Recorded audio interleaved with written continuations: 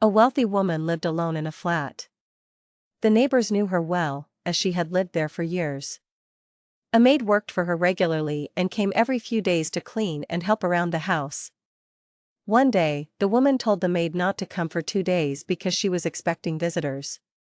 The maid agreed and stayed away. After 2 days, the maid returned as usual and knocked on the door. There was no answer. She assumed the woman had gone out or was busy. Thinking nothing of it, she left. 2 days later, the maid came back again. She knocked once more, but again there was no response. This time she tried calling the woman's cell phone, but no one answered. While she stood there, some neighbors noticed her and asked if everything was all right.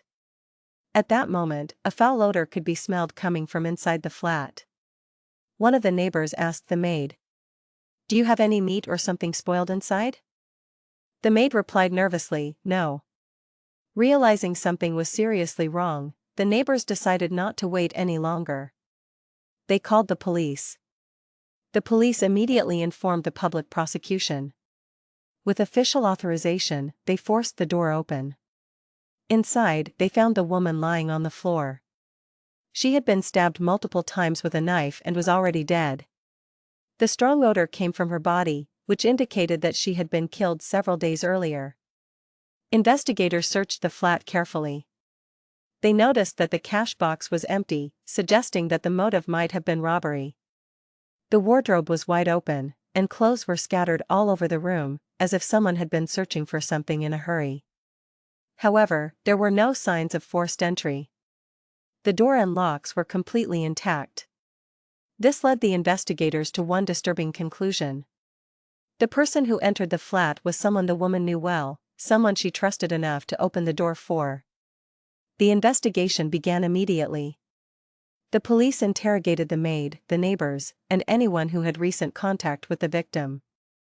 They tried to reconstruct the woman's life, who she was, where she came from, and who might have visited her flat.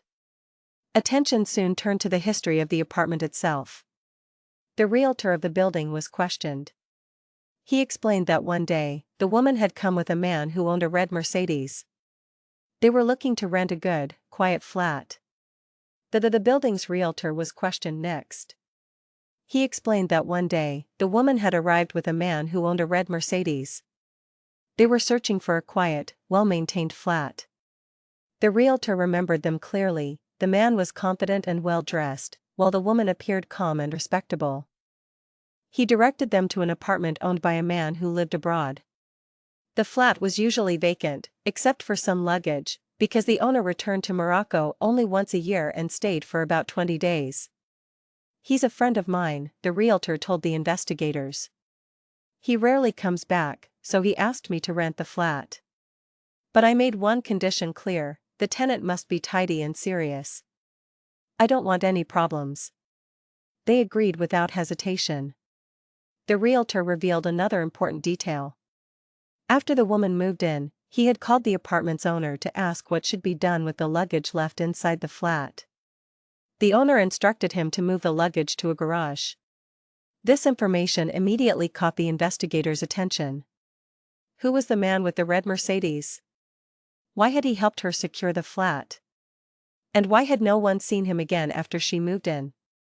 The investigation revealed another detail from the realtor. The woman had repeatedly contacted him after moving into the flat, asking for various services. She requested a cleaner, a carpenter, and other workers to make adjustments and improvements inside the apartment. She often told the realtor that her husband was not always present because he was a businessman who frequently traveled for work. The woman also had a very unusual lifestyle that later became important to the investigation. She was often seen going to a public park, where she gradually built relationships with several women she met there. Over time, she presented herself as a married woman, claiming her husband was a businessman who was frequently away. She also claimed to have special knowledge of coffee cup reading and tarot. This attracted curiosity, and soon she became well known among some women in the area. Many began visiting her regularly, asking for readings and advice. What started as casual conversations turned into a small informal business. She charged for her readings and gradually earned a significant amount of money. However, investigators noticed a pattern in her clients. She preferred to deal mainly with wealthy women, carefully selecting those who could afford to pay more. From time to time, the maid overheard the woman quarreling with a man who visited the flat regularly. During these arguments, the man would often shout that he was fed up and wanted to get married. The woman would respond coldly, telling him, "Then divorce your wife."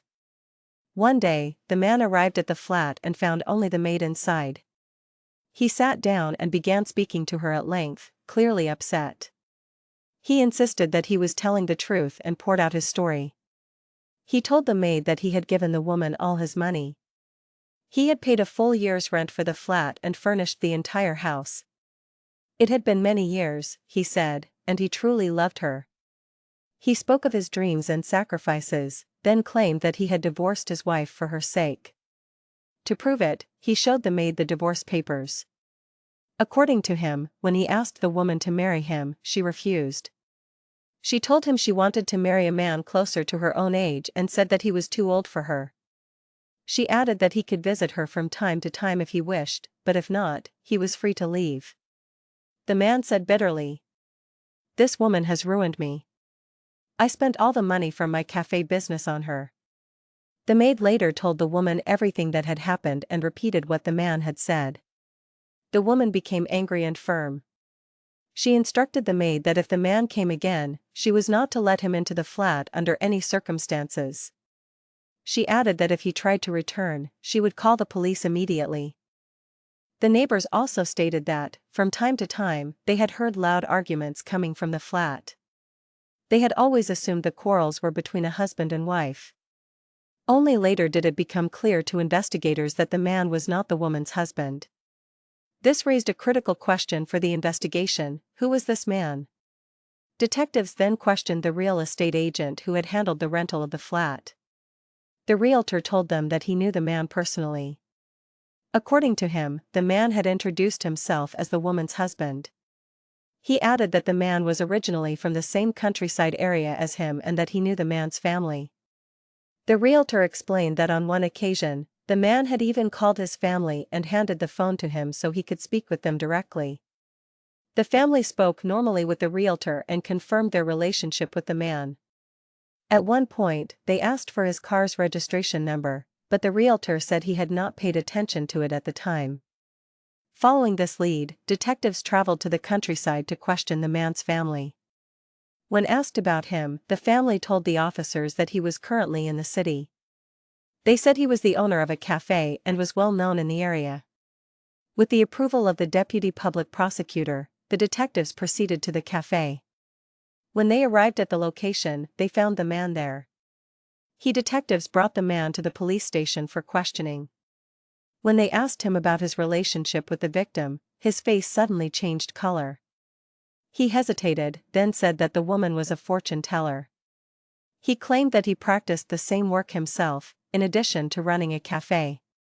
He explained that he had wanted to marry her and had divorced his wife for that purpose, but she had refused him.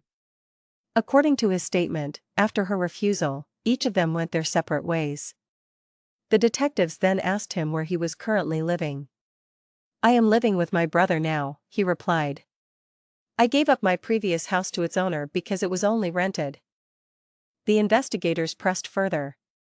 "So you own a cafe," they said, "but you do not own a house and only lived in rented properties?" "Yes," the man answered. "Bring your brother," the detectives ordered. The brother was brought in and interrogated separately. The officers asked him directly, "Is your brother, the cafe owner, living with you?" The brother answered firmly, "No. He is not living with me. He owns a villa. He divorced his wife and lives alone." This statement directly contradicted the suspect's earlier claim. The detectives then returned to the suspect. Confronting him, they said, "You told us you live with your brother." That was a lie. They ordered him to take them to his villa. During the search of the house, the investigators made a shocking discovery.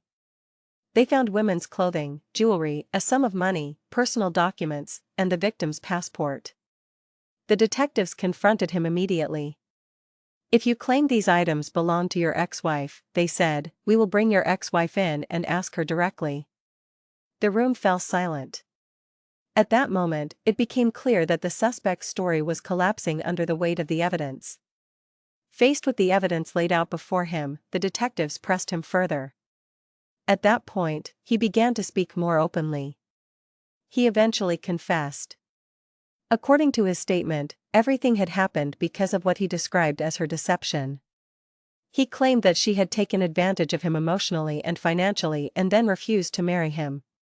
He insisted that he had divorced his wife for her sake and believed they would build a future together. He said that in the end, she changed her mind and wanted to marry another man. The evidence was placed directly in front of him: the victim's belongings, documents, jewelry, and personal items recovered from his villa. The maid also identified some of the clothing and items as belonging to the victim. As the investigators often say, evidence is the queen of proof. Surrounded by contradictions, physical evidence, and witness statements, the suspect ultimately admitted his involvement. He confessed that he was responsible. He said that he went to her house carrying a bottle of whiskey. According to his statement, he entered the flat hoping to reach a solution so they could finally get married. He claimed that the woman told him he should not come anymore, as she was afraid of her fiancé.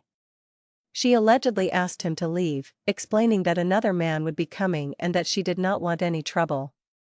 At this point in his account, the situation escalated. He said that he forced her to obey him.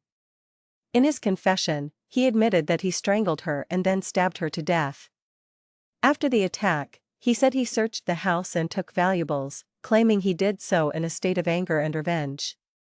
He ended his statement by saying that this was his revenge for what he believed she had done to him. Because homicide committed in conjunction with robbery, he was sentenced to death.